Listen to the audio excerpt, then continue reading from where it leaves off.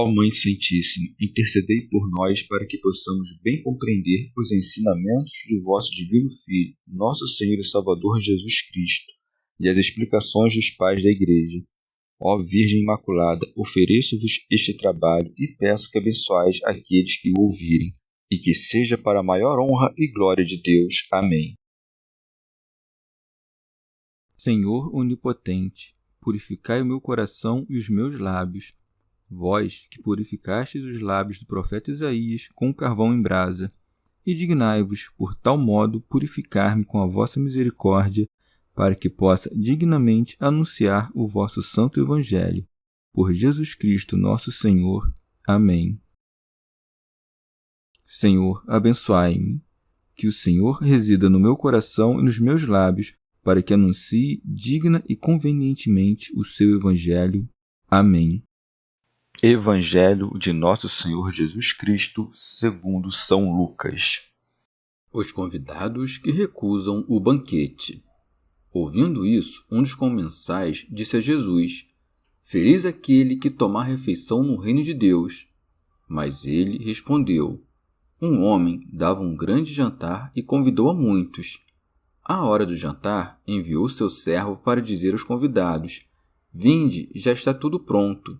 Mas todos, unânimes, começaram a se desculpar.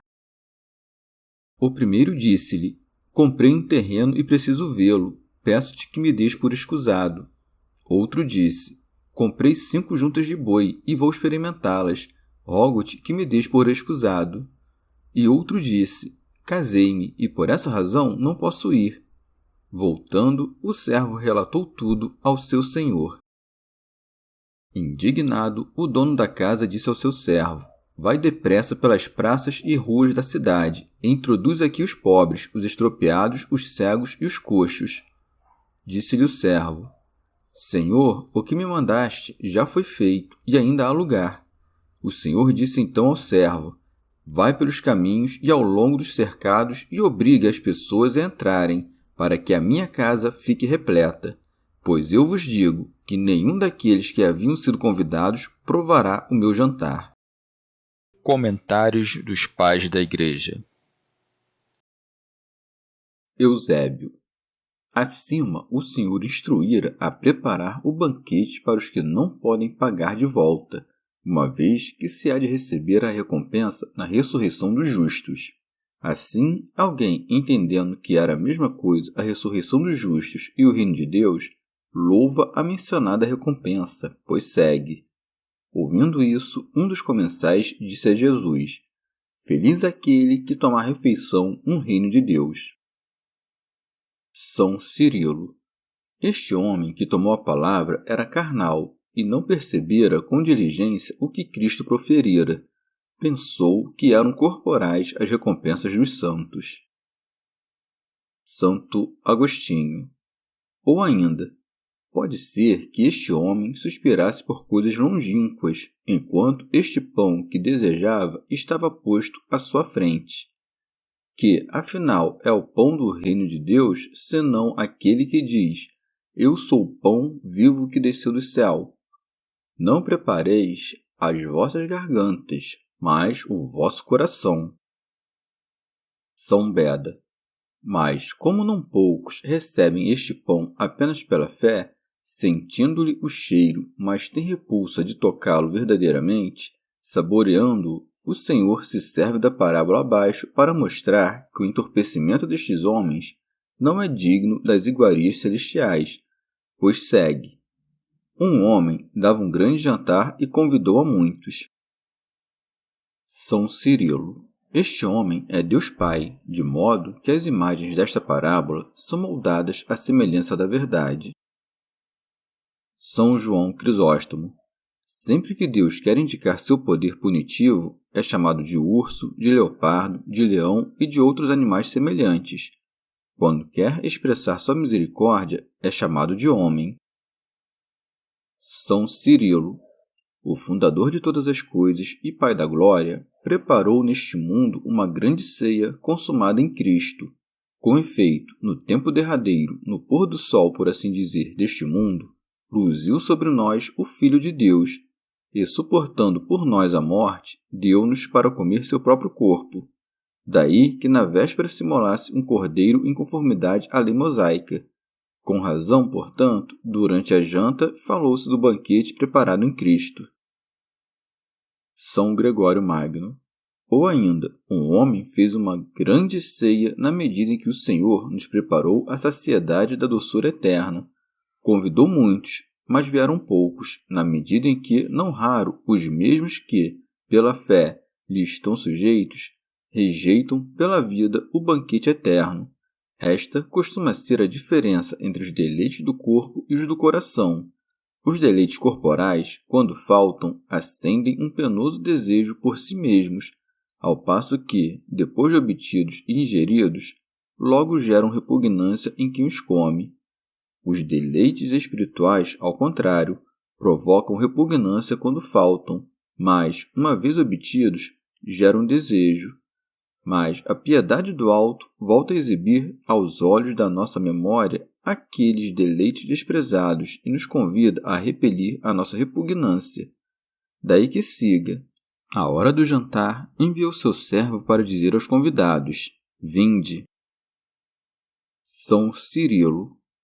Este servo que foi enviado é o próprio Cristo, o qual, sendo por nascença Deus e verdadeiro Filho de Deus, aniquilou-se a si mesmo ao receber a forma de escravo.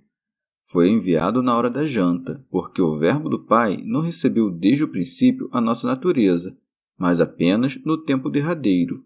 Acrescenta: já está tudo pronto, pois o Pai preparou em Cristo os bens que oferecia ao mundo por meio dele, a remoção dos pecados, a participação no Espírito Santo, o esplendor da adoção divina. A estas coisas chamou-nos Cristo por meio dos ensinamentos evangélicos. Santo Agostinho. Ou ainda, este homem é o mediador entre Deus e o homem, é o próprio Cristo Jesus. Ele mandou instar aos convidados que viessem, isto é, chamou-os por meio dos profetas que enviara.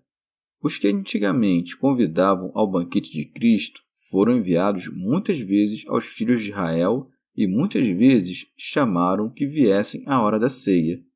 Eles aceitaram os convidadores, mas rejeitaram a própria ceia, isto é, acolheram os profetas e mataram o Cristo. E com isto nos prepararam a ceia sem se dar conta. Preparada a ceia, isto é, imolado Cristo, os apóstolos foram enviados aos mesmos homens a quem antes haviam sido enviados os profetas. São Gregório Magno. Neste servo, que é enviado pelo dono da casa a reiterar o convite, está representada a classe dos pregadores. A miúde, acontece que uma pessoa poderosa tem um servo desprezível, mas, quando seu senhor o encarrega de alguma tarefa, os homens que o escutam não lhe sentem desprezo, porque no seu interior conservam o respeito pelo amo que o enviou. Ora, Deus oferece algo porque os homens deviam suplicar, e não Deus suplicar para que recebêssemos. Quer dar algo que ninguém é digno de esperar, e mesmo assim todos se recusam de recebê-lo, pois segue. Mas todos, unânimes, começaram a se desculpar. O homem convida, e os pobres se apressam em comparecer. Nós somos convidados ao banquete de Deus e inventamos desculpas. Santo Agostinho. Foram 3 as desculpas. O primeiro disse-lhe: comprei um terreno e preciso vê-lo. Peço-te que me dês por escusado. A compra de um terreno denota espírito de senhorio. Portanto, o primeiro vício que se castiga é a soberba. Com efeito, o primeiro homem quis senhorear ao mesmo tempo que desejava afastar-se do senhorio de Deus. São Gregório Magno. Ou ainda, no terreno estão representados os bens materiais. Sai para ver o terreno, portanto, o homem que apenas pensa em coisas exteriores por causa dos bens da terra. Santo Ambrósio. Assim, promete-se ao varão da milícia celeste um salário por desprezar as suas riquezas, porque aquele que, ocupado por baixos interesses, comprou posses terrenas, não pode conquistar o reino do céu, uma vez que o Senhor diz: vende o que tens e segue-me. E segue. Outro disse: comprei 5 juntas de bois e vou experimentá-las. Santo Agostinho. As 5 juntas de bois representam os 5 sentidos desta carne. Nos olhos está a visão, nas orelhas a audição, nas narinas o olfato, na boca o paladar, em todos os membros o tato.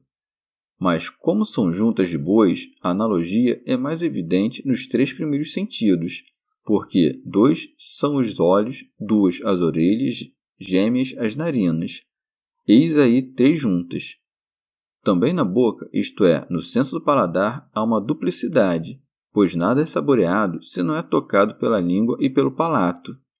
E a volúpia da carne, que pertence ao tato, esconde também uma duplicidade, pois vem de fora e de dentro. A comparação é com juntas de bois, porque é por meio destes sentidos da carne que temos comunicação com as coisas terrenas. Com efeito, os bois reviram a terra, e os homens, afastados da fé e entregues às coisas terrenas, recusam-se a crer em nada que não percebam com os 5 sentidos. Não creio, diz um desses, senão no que vejo. Se pensamos assim, aquelas 5 juntas de bois nos impedem de ir ao banquete. E para esclarecer que nestes 5 sentidos não foi repreendido o deleite que acaricia e alimenta a sensualidade, mas sim a curiosidade, o homem não diz: comprei 5 juntas de bois, vou dar-lhes de comer, mas sim, vou experimentá-los. São Gregório Magno. Os sentidos corpóreos, porque são incapazes de compreender as coisas interiores, mas reconhecem apenas as exteriores, com muito acerto representam a curiosidade, que, enquanto busca examinar a vida alheia, desconhece as coisas do seu interior e se ocupa apenas de pensar nas exteriores. Deve-se reparar, porém, que os que se escusam de ir ao banquete por causa do campo ou para experimentar as juntas de bois, misturam à sua desculpa palavras de humildade, pois quando dizem rogo-te, mas desprezam o convite, na voz soa a humildade, na ação transparece a soberba. Segue. Disse também outro: casei-me e por essa razão não posso ir. Santo Agostinho. Esta é a volúpia da carne, que a muitos entrava, e quem dera se fosse apenas no exterior e não no interior. Com efeito, o que diz casei-me abraça a carne, alegra-se com os prazeres da carne e se escusa da janta. Cuide ele que não morra de fome interior. São Basílio. O convidado diz: não posso ir porque o intelecto humano, por tender às seduções mundanas, é fraco para agir. São Gregório Magno. Pois, embora o casamento seja bom e instituído pela divina providência para propagar a raça, muitos não o buscam para a multiplicação da prole, mas para saciar os desejos da volúpia. E é assim que, por meio de uma coisa justa, se pode fazer referência sem nenhuma inconveniência a uma coisa injusta. Santo Ambrósio. Ou ainda, Nosso Senhor não repreende o casamento, mas convida a integridade a uma honra ainda maior, pois a mulher não casada pensa nas coisas do Senhor, para tornar-se santa em corpo e espírito. A casada pensa nas coisas do mundo. Santo Agostinho. João, ao dizer: porque tudo o que há no mundo, concupiscência da carne, concupiscência dos olhos e orgulho da riqueza, ou, mais literalmente, ambição do século, começa por onde o Evangelho termina. Casei-me, eis a concupiscência da carne. Comprei 5 juntas de bois, eis a concupiscência dos olhos. Comprei um campo, eis o orgulho da riqueza. Tomando a parte pelo todo, todos os 5 sentidos estão representados aqui pelos olhos, que detêm a primazia dos sentidos. Por isso, ainda que a visão pertença propriamente aos olhos, atribuímos-la comumente a todos os 5 sentidos. São Cirilo. Quem são estes que se negaram, cada um por seu motivo, a ir ao banquete, senão os príncipes dos judeus, os quais vemos em toda a página sagrada acusados desses mesmos vícios. Orígenes. Ou ainda, estes que compraram o terreno e rejeitaram a ceia são os que receberam outras doutrinas sobre a divindade, mas não experimentaram a palavra que possuíam. Aquele que comprou 5 juntas de bois é quem despreza a natureza intelectual e segue as coisas sensíveis, e por isso não pode compreender a natureza incorpórea. O que casou é quem, ligado à carne, ama mais os prazeres que a Deus. Santo Ambrósio. Ou ainda, 3 tipos de homens são excluídos da participação nesta ceia: os gentios, os judeus e os hereges. Os judeus, com seu ministério puramente corporal, impõem sobre seus ombros os julgos da lei. Os 5 julgos mencionados, ou juntas, são os 10 mandamentos ou os 5 livros da antiga lei. Em segundo lugar, a heresia tenta o afeto da fé como Eva com sua feminil tirania. Por fim, o apóstolo diz que se deve fugir da avareza, para que não fiquemos atados à maneira dos gentios e sejamos incapazes de chegar ao reino de Cristo. Por isso, tanto aquele que comprou o campo é um estrangeiro ao reino, quanto aquele que preferiu o jugo da lei ao dom da graça, quanto aquele que se escusa para se casar. Segue. Voltando o servo, relatou tudo ao seu senhor. Santo Agostinho.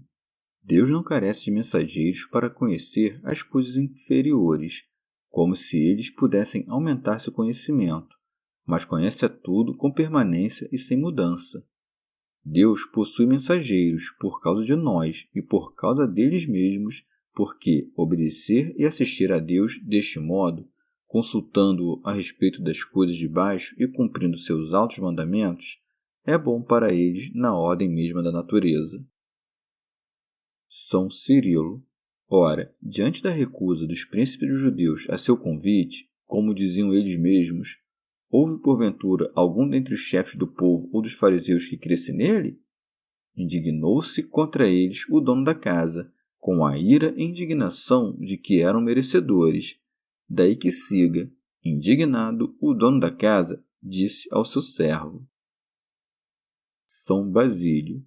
Não é que a paixão da ira aconteça na substância divina, mas esta operação que em nós decorre da ira, em Deus é chamada de ira e indignação. São Cirilo. O dono da casa ficou indignado com os príncipes judeus e, no lugar deles, foram chamados os da multidão dos judeus que tinham a mente frágil e incapaz. De fato, ao falar Pedro, primeiro creram 3.000, em seguida 5.000, e por fim a maior parte do povo. Daí que esteja dito: vai depressa pelas praças e ruas da cidade, e introduz aqui os pobres, os estropiados, os cegos e os coxos. Santo Ambrósio. O homem convida os pobres, os fracos e os cegos, para mostrar que a enfermidade do corpo não exclui ninguém do reino, e que delinquirá mais raramente quem não está exposto às seduções do pecado. Ou ainda, que a fraqueza dos pecados é perdoada pela misericórdia do Senhor, daí que mande seu servo às praças, para que das ruas mais largas os conduza ao caminho estreito. São Gregório Magno. Como os soberbos se recusassem a vir, são escolhidos os pobres. São chamados de aleijados e pobres os que são fracos segundo seu próprio juízo, pois mesmo os pobres são chamados de sadios quando, apesar da pobreza, são soberbos. Os cegos são os que carecem da luz da inteligência, os coxos os que não têm o passo reto nas suas ações. Mas, como os vícios destes homens estão representados na enfermidade dos seus membros, eram pecadores tanto os que, chamados, declinaram o convite, quanto os que foram convidados e compareceram. Mas os pecadores soberbos são rechaçados, os humildes são escolhidos. Deus, assim, escolheu aqueles que o mundo despreza, porque geralmente o desprezo faz o homem voltar a si mesmo, e tanto mais velozmente ouve alguém a voz de Deus, quanto menos tem neste mundo com o que se deleitar. Portanto, quando o Senhor chama a seu banquete os homens nas praças e ruas da cidade, designa o povo que tinha um trato urbano com a lei. Mas a multidão do povo de Israel, que abraçou a fé, não bastou para encher o salão do banquete celestial. Daí que siga. Disse-lhe o servo: Senhor, o que mandaste já foi feito, e ainda há lugar. Entrou grande número de judeus, mas ainda há lugares vagos no reino, onde devem ser acolhidas as multidões dos gentios. Daí que siga. O Senhor disse então ao servo: Vai pelos caminhos e ao longo dos cercados e obrigue as pessoas a entrarem, para que a minha casa fique repleta. Quando manda recolher comensais dos caminhos e cercados, busca um povo agreste, que são gentios. Santo Ambrósio.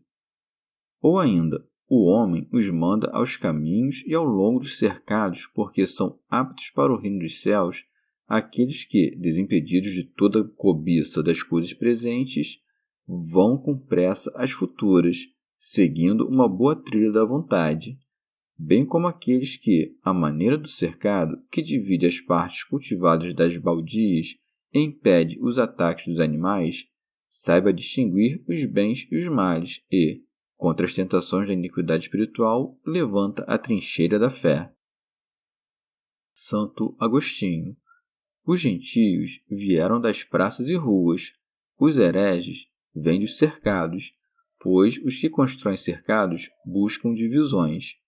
Tentamos retirá-los dos cercados, arrancá-los dos espinheiros, mas não querem ser forçados.